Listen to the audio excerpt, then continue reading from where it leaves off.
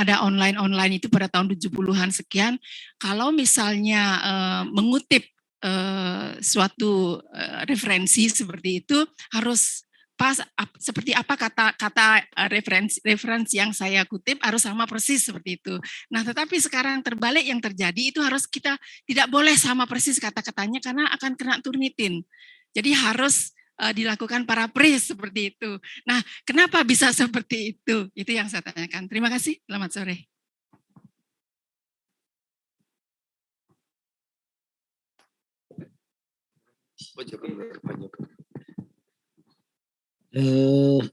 Jadi kalau saya ngomong dulu itu nanti kalau ada kurangnya yang lengkapi Pak Intan gitu ya, terus bapak-bapak yang lain begitu.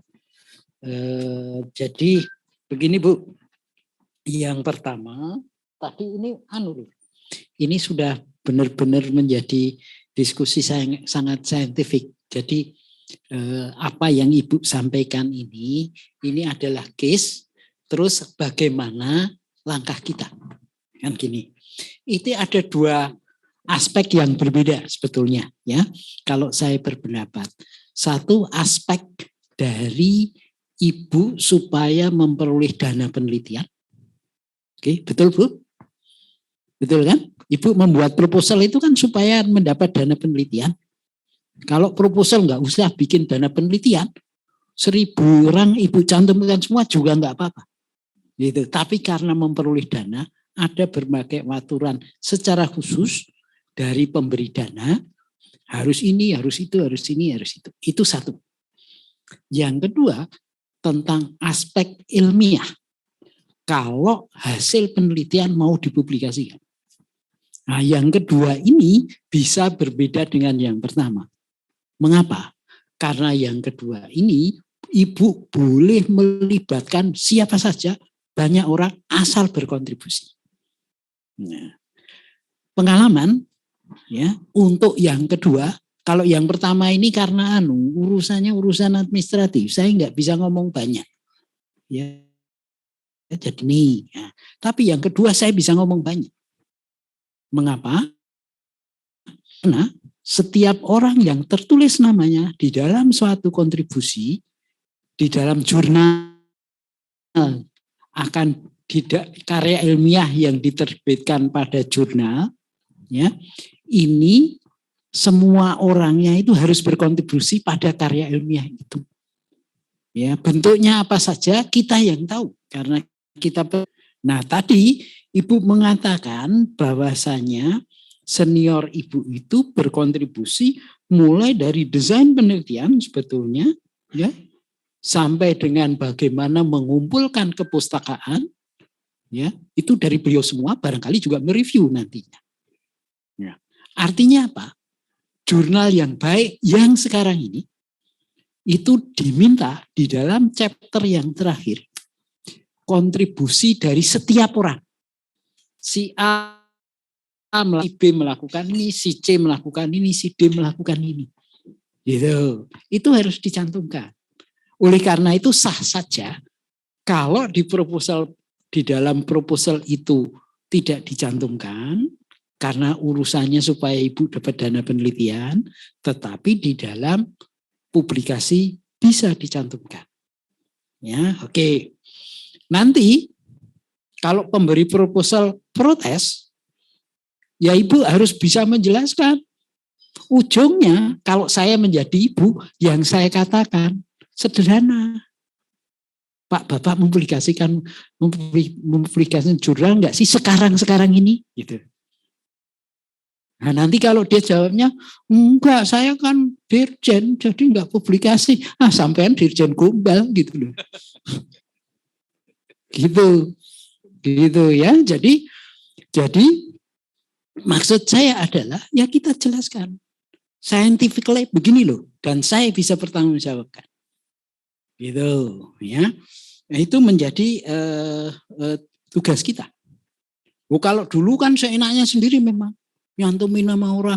Kalau sekarang ini ya pengalaman saya, ada mahasiswa saya atau dosen yang saya bina mempublikasikan begitu ya. Nanti kan ada kontribusi saya apa? jurnal yang tempat mau menerbitkan itu juga mengotak saya. Bukan sebagai co-author di sini. Apakah kamu memang berperan dan kamu menerima namamu dicantumkan? Itu jurnal yang benar. Kalau jurnal yang abal-abal, boro-boro nanya. Yang datang tagihan itu. Gitu. Makanya saya juga heran mengatakan, kalau kita harus JIB itu mahal. Ya kalau Bapak mau yang mahal, banyak. Yang tidak bayar juga tidak sedikit. Ada di kita. Gitu loh. Nah, nanti kalau tanya kepada saya, loh Bapak kok tahu? Loh sampai sekarang saya masih aktif, Bu. Masih aktif di lihat sendirilah. Kadang-kadang udah ngomong panjang lebar begitu dibuka Sinta, prestasinya orang ini apa sih? Cuma segitu gitu loh. Gitu loh. Ini misalnya saja di ITB itu kan Mas Intan, saya itu yang tidak setuju untungnya juga selalu rektor juga. Kan Ibu di ITB itu banyak rektornya kan. Selain saya sendiri terus ada rektor Ahmaloka, tahu kan? Ada rektor Kadarsah begitu kan. Kan gitu. Nah, saya mengusulkan dosen ITB indeks H-nya minimal 5. Ya, itu rektor Ahmaloka yang paling keras minta dulu, jangan Pak Joko. Loh kenapa jangan? Nanti profesor kita tinggal sepertiga coba. Nah, gimana? Saya jadi membayangkan, benar juga. Tetapi bagus. Bagusnya apa? Ada kanan kiri. Bahkan jadinya kan di sini kawan-kawan di ITB yang kita bina, wah ini artinya someday suatu saat nanti akan sampai ke situ. Ya. Seperti misalnya ini sekarang kan lagi kita buat Mas Samsul. Oh, bukan ding bagian hukum, Mbak Dian udah pergi. Jadi gini, permen tentang dosen itu ke depan namanya lektor kepala ya harus doktor. Lektor kepala harus doktor. Gitu loh. Nah sekarang kan belum. Loh di ITB itu sudah doktor pada waktu zaman saya dulu. Saya itu kan rektor sebelumnya Pak Ahmaloka. Nah, itu sudah kalau mau dosen ITB harus doktor. Sudah untuk lektor kepala. Yang untuk lektor kepala harus doktor dia.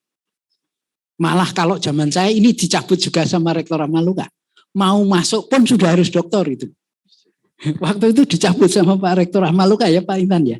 Pak Intan masih dekan FMIPA kalau nggak salah waktu itu ya. Dicabut sama Pak Rektor Ahmaloka. Yang keputusan saya yang itu.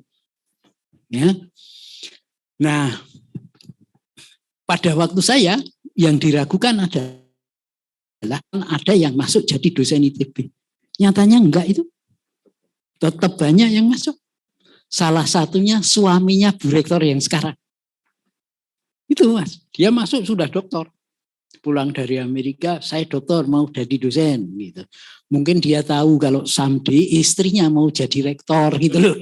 Jadi dia masuk jadi dosen gitu ya.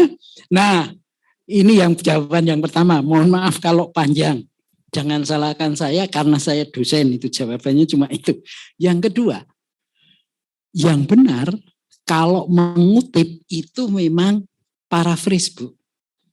Jadi pemahaman saya seperti apa, itu yang saya tulis. Itu yang benar. Tetapi kalau dulu, ya, untuk menceknya sendiri, gimana ngomongnya, softwarenya belum sampai ke situ. Gitu, dulu. Nah kalau sekarang sudah sampai ke situ, sehingga tuntutannya ini kalau secara ilmiah meningkat. Jadi benar enggak sih pemahamannya gitu loh. Sehingga yang tadi Prof Intan sampaikan tadi, ya barang yang salah terus dikutip, terus. Bayangkan kalau yang pengutip ininya mengerti. Nah, di dalam tulisannya itu justru nanti dia akan menentang pendapat yang sudah ditulis tadi. Dia nggak mengutip. Pemahaman saya ini begini, ini akan bertentangan dengan keilmuan yang sebelumnya sudah disahihkan, gitu loh. Jadi kamu salah mestinya, gitu loh. Atau minimal terlalu sempurna data yang kamu sajikan. Sehingga kamu mestinya salah. Terlalu kok mosok nggak ada errornya sih, gitu. Nah, itulah kemajuan dari zaman, begitu. Nah, Bapak dan Ibu kalau tanya Pak Joko kok ngerti? Loh saya itu kan masih kumpul sama saintis-saintis muda yang brilian itu, ya murid-murid saya sendiri. Wah luar biasa, pinter-pinter ya Mas Intan ya. Murid-murid kita luar biasa, murid-murid saya itu. Ya, saya sendiri juga heran.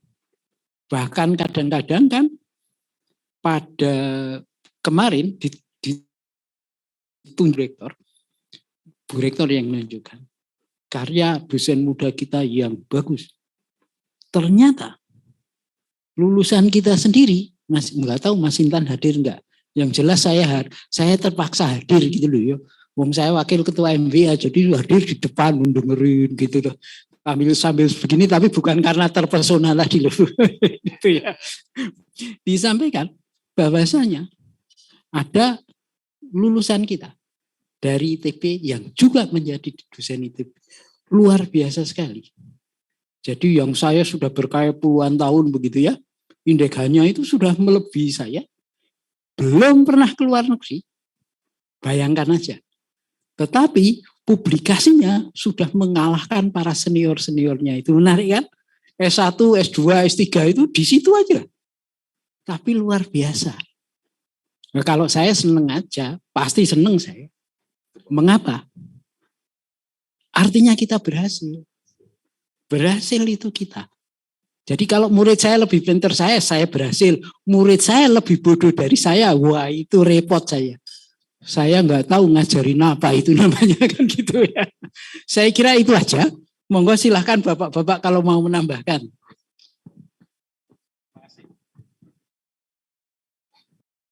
Halo, terdengar ya? Terima kasih. Saya hanya akan menambahkan yang parafrasa itu. Karena selalu dikatakan bahwa mesti dicek oleh Turnitin atau software lainnya yang bisa mengcek degree of similarity atau dikatakan anti plagiat. Ini ingin saya sampaikan bahwa Turnitin ini bisa pandai luar biasa, tapi bisa juga ya tidak bisa apa-apa. Contohnya, saya selalu beri contoh yang begini. Saya mahasiswa master nih. Saya akan menulis paper atau menulis tesis. Saya pergi aja ke perpustakaan. Kemudian saya temukan satu tesis orang dari luar negeri, bahasa Jerman misalnya. Semuanya 100% saya terjemahkan ke dalam bahasa Indonesia. Jalankan Turnitin, kemudian keluarnya adalah 0.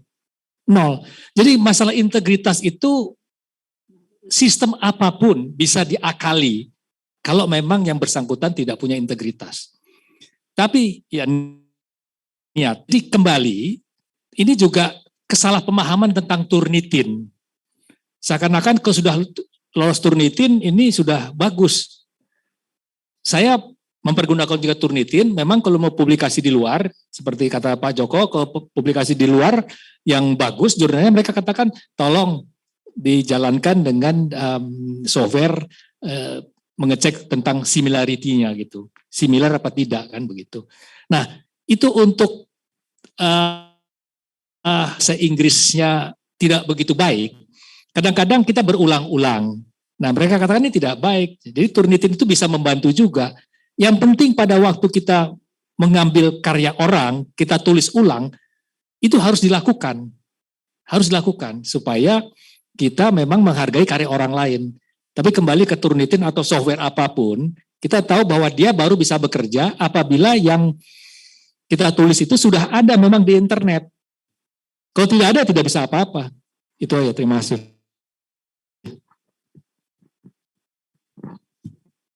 Cukup, Mas. Baik, izin Bapak Ibu, kita lanjut ke pertanyaan yang selanjutnya dan kita pastikan pertanyaan ini tidak dijawab oleh Prof. Intan dan Prof. Joko ya, karena sudah banyak. Pertama dari daring, yaitu dari Bapak Dewa Suteja. Bagaimana sanksi bagi dosen yang melakukan plagiasi penelitian untuk kenaikan pangkat? Siapa yang berhak memberikan sanksi? Kami persilakan, Pak Radian.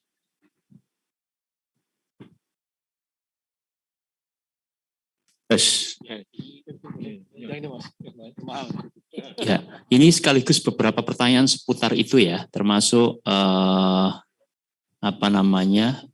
berkaitan dengan regulasi integritas akademik ya. Yang pertama, Bapak Ibu sekalian, kita tengok di pasal 15 dan 16 ya. Jadi ketika ada pengaduan terhadap dugaan pelanggaran integritas akademik, itu kemudian dilakukan pemeriksaan. Pasal 15 ayat 2 mengatakan pemeriksaan dilakukan oleh tim yang dibentuk oleh Senat Perguruan Tinggi. Pemeriksanya Bapak Ibu ya, pemeriksanya. Perkara nanti mengadunya kemana di prosesnya, apakah di perguruan tinggi di rektoratnya, bukan di organ senatnya, ya itu silahkan pilihan. Tapi pemeriksaannya yang melakukan pemeriksaan itu tim yang dibentuk oleh Senat Perguruan Tinggi, ya. Nah hasil dari Senat Perguruan yang dibentuk oleh Senat Perguruan Tinggi itu apa, ya? Jadi hasil pemeriksaan itu dan rekomendasi sanksi disampaikan oleh Senat kepada pemimpin perguruan tinggi. Jadi Senat tidak menjatuhkan sanksi hasil pemeriksaannya, ya. Tapi Senat hasil pemeriksaan itu sekaligus rekomendasinya disampaikan kepada pemimpin perguruan ya. Maka lanjutannya pemimpin perguruan tinggi di pasal 16 ayat 1 mengatur sivitas akademika yang terbukti melanggar nilai integritas akademik dalam menghasilkan karya ilmiah dikenai sanksi oleh pemimpin perguruan tinggi dengan mempertimbangkan rekomendasi Senat. Jadi kata-katanya rekomendasi Senat itu ketika menjatuhkan sanksi oleh pemimpin perguruan tinggi itu mempertimbangkan. Misalnya Senatnya bilang penundaan kenaikan pangkat 3 tahun misalnya. Boleh enggak tidak persis seperti itu? Secara normatif boleh karena istilahnya pertimbangan ya, pertimbangan. Bahkan kemudian diberhentikan misalnya ya boleh saja ya. Pemimpin perguruan tinggi menjatuhkan karena poinnya adalah terbukti. Itu satu. Yang kedua, seputar pertanyaan integritas aturan itu, sanksinya seperti apa? Di permen ini sudah diberikan jenis-jenis sanksi. Ya, untuk mahasiswa, untuk dosen, tadi sudah disampaikan di slide. Nah, mana sanksi yang dijatuhkan? Ya, itu tergantung regulasi Bapak Ibu dan hasil pemeriksaannya. Ya, ini yang saya katakan Bapak Ibu, itulah otonomi Bapak Ibu untuk mengaturnya di proses dan penjatuhan sanksinya. Ya, mungkin ada yang khawatir atau dipikir akan ada terjadi diskrepansi atau perbedaan yang mencolok, itu bisa jadi antar regulasi. Karena itu ada di sini ada pertanyaan bagaimana membuat peraturan itu, ya kisi-kisinya seperti apa. Ya saya sarankan satu saja, seperti di pasal 6 ruang lingkupnya itu dipenuhi.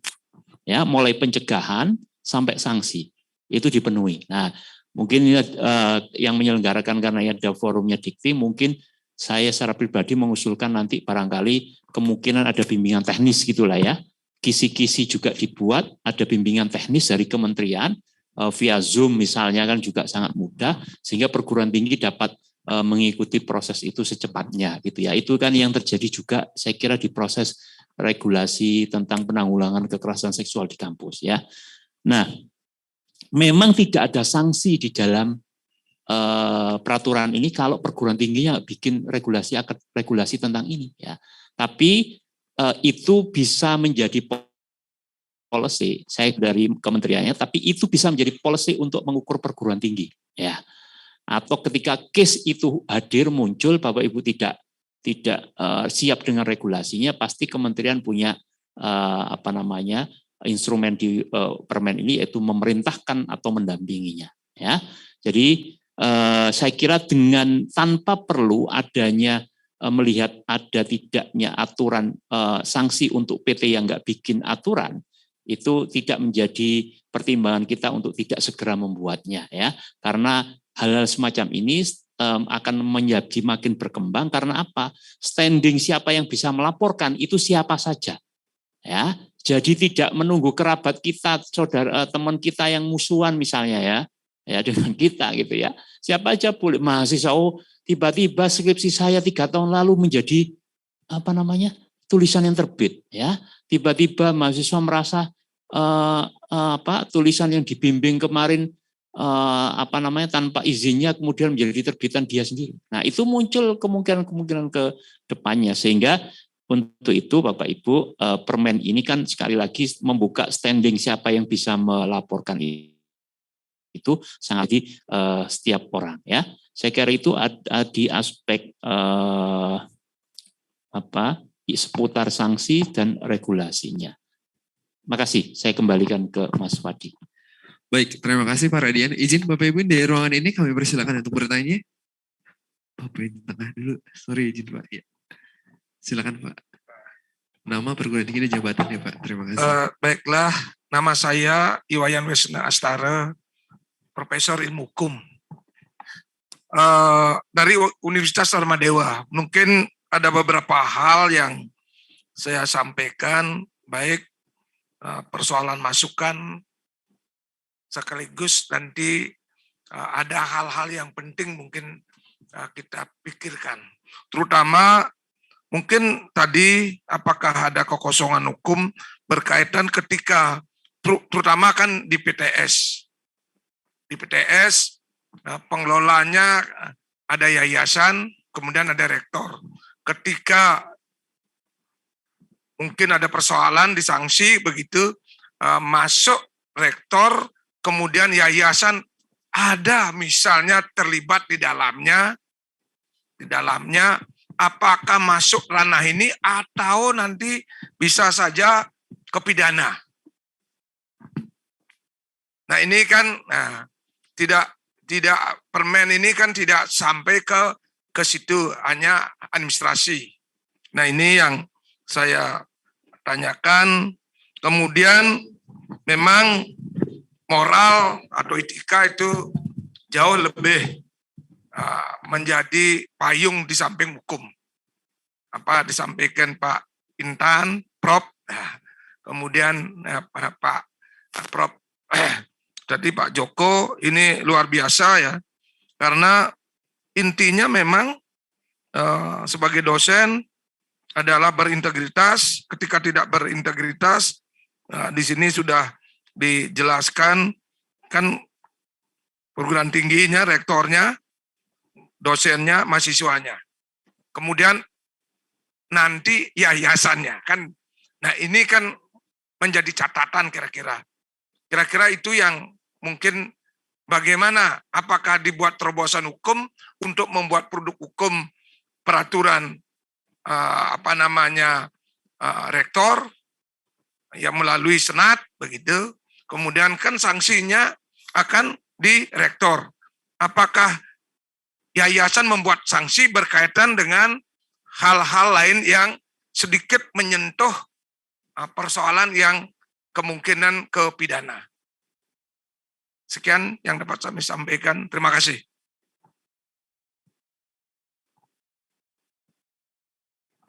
Baik, terima kasih Prof. Wayan. Jadi secara umum pada dasarnya badan penyelenggara yang kita umumnya yayasan atau nama lain, itu dia mempunyai otonomi untuk bidang non-akademik. Mestinya ini Pak, idealnya Prof. Wayan. Kemudian yang otonomi bidang akademik itu ada di pemimpin perguruan tinggi, di rektor. Nah, makanya tadi kenapa saya awal menyinggung soal statuta. Kewenangan itu, otonomi 2 bidang itu harusnya dimuat dalam statuta. Statutalah yang berbicara mana batas kewenangan akademik bagi pemimpin perguruan tinggi dan non-akademik untuk yang badan penyelenggara. Kalau terjadi pelanggaran seperti integritas akademik. Tentu itu urusannya ranah akademik kan. Mestinya badan penyelenggara tidak boleh ada intervensi. Kan pada saat mendirikan yayasan itu kan jelas di anggaran dasar anggaran rumah tangganya bahwa dia sebagai penyelenggara perguruan tinggi, dengan demikian manakala rektor diangkat oleh yayasan, saat itulah kewenangan itu diberikan sepenuhnya kepada rektor untuk bidang akademik, Pak. Sama dengan perguruan tinggi negeri sama, Pak. Manakala Pak Menteri mengangkat rektor atau PTNBH Majelis Wali Amanat, maka bidang akademik kewenangan sepenuhnya rektor. Kalau aturan dasar ini dalam statuta itu diatur, mestinya tidak boleh ada intervensi lagi. Nah, sehingga kenapa kalau Senat sudah melakukan rapat atau pembahasan tentang pelanggaran integritas akademik, dia merekomendasikan kepada rektor bahwa Syamsul Hadi ini harus diberi sanksi. Ya kan? Tahu-tahu rektor akan memberi sanksi, enggak boleh Pak, yayasan intervensi enggak boleh Pak. Kan di statuta sudah ada aturan mainnya, enggak boleh. Ya kan gitu ya Pak Jaka ya. Jadi kalau menurut saya kembali lagi sangat penting Pak, pembagian kewenangan ini sangat penting. Perguruan tinggi negeri juga sama. Makanya tadi Pak Radian dan bapak-bapak yang lain, kalau Ibu dan Bapak melihat Permendiknas nomor 17 2010, memang seharusnya tidak ada intervensi kementerian. Tidak ada. Tapi kalau yang melakukan pelanggarannya pemimpin perguruan tinggi negeri, baru kementerian turun, Pak. Nah, inilah kalau menurut saya harus ada kejelasan dan itu diatur dalam statuta masing-masing. Gitu ya, Prof. Wayan. Terima kasih. Izin Prof. Saya ingin menambahi dengan cerita. Asik. Burung-burung. Dengan cerita. Kebetulan saya ini dosen di Fakultas Hukum UGM dan selaku pengurus Yayasan Slamet Riyadi Yogyakarta yang mengampu Universitas Atmajaya Yogyakarta. Pada saat ini, antara universitas dengan yayasan itu memang sedang menyusun statuta dengan berbagai macam turunan peraturan yang diturunkan dari statuta itu. Salah satu contohnya itu adalah tentang peraturan kepegawaian, satu. Yang kedua terkait dengan tata perilaku. Dan di dalam statuta itu yang paling menarik menurut saya adalah terjadinya bukan pemisahan, apa ya Pak? Pemilahan kemenangan seperti yang disampaikan Pak Samsul. Kata kuncinya memang Prof, harus ada aturan yang jelas yang membedakan, yang membagi dua domain ini. Kalau itu di swasta. Dan ini kemarin yang betul-betul tajam itu adalah pada adanya overlapping tidak antara non-akademik dengan akademik dan akademik yang berbuntut pada non-akademik. Ini kan kayak kepala buntut mana pundak lutut kakinya. Mau yang dipegang mana gitu loh. Nah, proses inilah yang kemarin itu sangat ada sekali dan panjang diskusinya. Tapi ya syukurlah peraturan atau statuta Universitas Atmajaya yang saat sekarang itu sudah berspektif ke depan. Salah satu mengakomodir ini. Dan saya kira ini adalah praktek yang baik yang bisa dilihat, kalau baik itu diikuti, kalau ada kekurangannya ditambah itu. Tapi intinya adalah memisahkan, membagi akademik non-akademik, badan pengurus rektorat atau universitas itu memang harus diperjelas sejak awal dengan aturan yang jelas di depan, yaitu apa? Statuta. Monggo Ibu Bapak sekalian, saya kira ini juga bisa nanti dilakukan dan diterjemahkan sehingga nanti ke depan itu akan semakin baik. Gitu aja. Tambahan ngaten Bapak Ibu? Ngaten. Begitu Ibu Bapak sekalian, ini bahasa Jawa. Pak Radian. Tambahan saya sedikit karena yang ada pertanyaan tadi, siapa yang membuat peraturan itu? Ya, jadi ini tergantung dari statuta masing-masing masing-masing. Jadi kalau di UNER misalnya, statuta itu menekankan yang paling banyak beda dengan UPI sedikit ya di statutanya ya. Jadi kembali ke statuta masing-masing. Tapi poinnya adalah untuk peraturan yang mengatur integritas akademik itu ada persetujuan Senat di permen ini ya. Artinya apa? Bentuk hukum apapun perannya persetujuan Senat ya. Tetapi kalau kemudian itu diambil atau disepakati berdasarkan ketentuan statuta atau apa namanya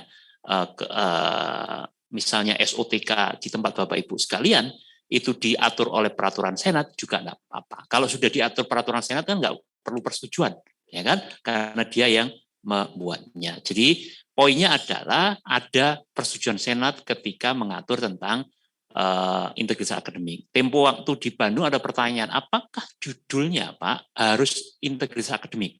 Karena existing yang sekarang banyak itu adalah etika akademik atau etika kehidupan kampus dan sejenisnya gitu. Saya katakan judulnya tidak persis dengan ini boleh, tapi komponen di dalamnya mengatur paling tidak minimal hal-hal yang diatur di pasal 6 dari permen ini. Gitu. Terima kasih. Nah, di UGM disebut dengan tata perilaku ya. Mungkin di ITB kode etik dosen. Nah, di dalamnya berisi pengaturan yang tadi itu diperbolehkan. Itu, Mas Padi. Oke, baik. Sudah terjawab ya, Prof? Kira-kira. Baik, izin Bapak Ibu, kami lanjutkan dengan pertanyaan daring ya. Dari Adrias Dwi, pertanyaannya, terkait kasus penulis jamak, kepengarangan tidak sah, yang hanya ikut nama tanpa kita ketahui nama yang tercantum tersebut berkontribusi atau tidak. Bagaimana melaporkannya disertai dengan bukti yang sah? Terima kasih.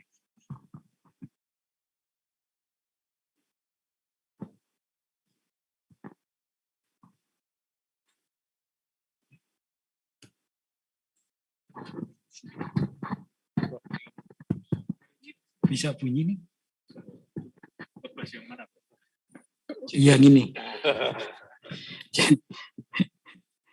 Jadi memang di dalam aturan ini termasuk kalau di ITB kode etik itu harus ada buktinya mengatakan seseorang itu melanggar. Kalau tadi ada Prof. Made ya dari yang ahli hukum ini pasti lah kalau nggak ada buktinya gimana ya nggak bisa melaporkan gitu kan ya. Jadi pelapor itu harus ada buktinya. Itu kalau catatan saja saya itu catatan pentingnya. Nah, sekarang yang melaporkan ini siapa? Kan bisa memang yang melaporkan ini mereka yang ada di dalam para penulis karya ilmiah itu. Nah, kalau itu bisa dimengerti kan dia. Nah, kalau yang ulang luar sebetulnya sulit itu. Nah, nanti kan katanya ini, katanya itu, katanya ini. Ya harus ada aja yang membuktikan bahwasannya dia namanya masuk tetapi tidak berperan. Apalagi jurnalnya itu bukan jurnal yang bagus, Mas Fadi. Ya, jadi Bapak Ibu ya, jurnalnya bukan jurnal yang bagus. Kalau jurnal yang bagus di bagian belakang ada kok. Si A kontribusinya ini, si B kontribusinya ini, si C kontribusinya ini, gitu loh. Nah, oleh karena itu, apa yang harus dilakukan? Nanti kan kalau yang ahli hukum bisa pidana dan lain sebagainya, kan nanti jadi tuduhan tidak mendasar, jadi wah itu tidak menyenangkan orang lain dan lain sebagainya. Wah pasalnya jadi banyak ini kalau ikut sama yang sebelah sini nih pasalnya jadi pusing kita. Oleh karena itu, ya satu bukti, terus yang kedua adalah tadi itu loh. Nanti apapun bentuk laporannya, ya kan masuknya ke eksekutif dulu, dekan, rektor dan lain sebagainya. Harus ada yang mengatakan ini bisa tidak ditindaklanjuti, ini tidak bisa. Itulah tugas Senat. Nah, jadi nanti diserahkan aja ke Senat. Udahlah kamu mikir dong gitu kan. Nah, Senat nanti yang mempelajari, ini belum bisa. Ya sudah. Ya sudah. Nah, kalau sudah diputuskan oleh Senat, mestinya tidak ribut gitu loh. Mestinya tidak ribut. Nggak tahu kalau di perguruan tinggi kita nggak ribut ya Mas Intan ya. Nggak ribut kita. Begitu Senat mengatakan demikian, ya selesai. Karena kita mengatakan Senat itu adalah representasi institut. Jadi kalau dikecilkan gitu ya jadi Senat itu. Jadi guru besar diwakili, yang bukan guru besar juga diwakili, eksekutif diwakili, duduk semua di situ, kita pleno, kita katakan putusan kita begini, ya sudah. Gitu. Nah, nanti ketua Senat sendiri posisinya ini kalau di Amerika Serikat itu kan sekretaris parlemen gitu ya. Jadi juga juru bicara parlemen. Speakers of the Congress gitu ya. Kalau di kita kan gagah dia kayak eksekutif juga, padahal enggak. Ketua Senat itu hanya speakers dari pleno gitu. Mengatakan ini, meskipun saya juga mantan ketua Senat. Ketua Senat juga bisa powerful. Powerfulnya di mana? Kan dia yang mengatur semua agenda. Nah, yang dia nggak suka ya nggak usah diatur aja dulu, ditunda-tunda gitu. Nah, ini ngajari politik namanya. Tapi Prof. Wayan udah ketawa, jadi cukup sekian saja. Monggo kalau bapak-bapak mau nambah. Ini pertanyaan yang sering terjadi. Tadi juga saya baca, ini pengarangnya banyak sekali kan gitu. Nah sebenarnya bahkan ada pengarang yang puluhan atau melibatkan proyek antar negara bisa ratusan itu pengarangnya. Tapi seperti sampai oleh Pak Joko tadi, kalau semuanya itu berkontribusi ya tidak ada masalah. Nah sekarang kalau di kampus kita, yang paling bisa ditanya adalah seseorang yang namanya corresponding author. Dia yang mensubmit paper itu. Kenapa dia memasukkan orang yang sebenarnya tidak berkontribusi? Nah ini yang perlu ditanya sebenarnya. Nah, tapi kembali kalau budaya sudah kita bangun, nah itu pelan-pelan. Nah, termasuk yang siapa yang layak pengarang 1, 2, 3, itu kesepakatan. Baiknya tidak diatur. Kesepakatan di antara para penulis, kesepakatan di antara yang melakukan penelitian. Tidak juga bisa mengatakan, misalnya saya dosen, you yang nulis, tapi tulis nama saya sebagai pengarang pertama. Mahasiswa kadang-kadang pada posisi yang lemah ya kan gitu. Hubungan relasi kuasa kan gitu. Tapi budaya ini harus kita bangun. Dengan demikian saya pikir kita bisa lebih bagus. Itu ya, terima kasih. Baik, terima kasih Prof. Joko dan Prof. Intan. Izin tim narasumber dan para hadirin semua. Sebelum kita melanjut ke pertanyaan luring, ada satu pernyataan dari Rektor ITPS Surabaya. Semoga ini jawabannya sama ya. Izin bertanya, kadangkala kita melihat artikel yang masuk jurnal itu ditulis oleh orang satu RT. Sementara sebenarnya yang menulis itu hanya satu orang dan lainnya hanya menggugurkan kewajibannya. Seakan-akan melakukan penelitian padahal seyogyanya hanya membayar. Salam hormat Gus Rukin, Rektor ITPS Surabaya. Izin Prof. Intan dan Prof. Joko, apakah jawabannya sama? Sama ya. Baik, kita lanjutkan Bapak Ibu pertanyaan luring, kami persilakan. Bapak petunjuk tangan duluan.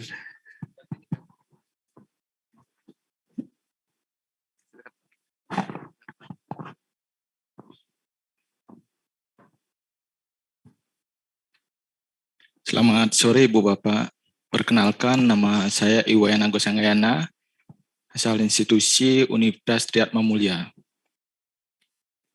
Izin bertanya terkait dengan pasal 3, ada integritas akademik dalam menghasilkan karya ilmiah ditujukan untuk menjaga budaya akademik di perguruan tinggi dan membina sivitas akademika agar terhindar dari perbuatan yang melanggar nilai integritas akademik. Nilai integritas akademik ini penting. Fenomena kita dituntut untuk cepat, akan tetapi bukan instan. Sering kita dengar leapfrogging and breakthrough, melompat dan terobosan, bukan sekedar incremental improvement atau peningkatan yang bertahap atau penyesuaian. Tetapkan target yang akan dicapai dalam waktu yang singkat. Dibuktikan dengan loncat jabatan akademik atau loncat jabatan fungsional, pendidikan magister menuju doktor untuk sarjana unggul, PMDSU, cepat. kenapa kita dituntut cepat? Apa karena usia kita semakin tahun semakin pendek? Apakah tidak kita harus alon-alon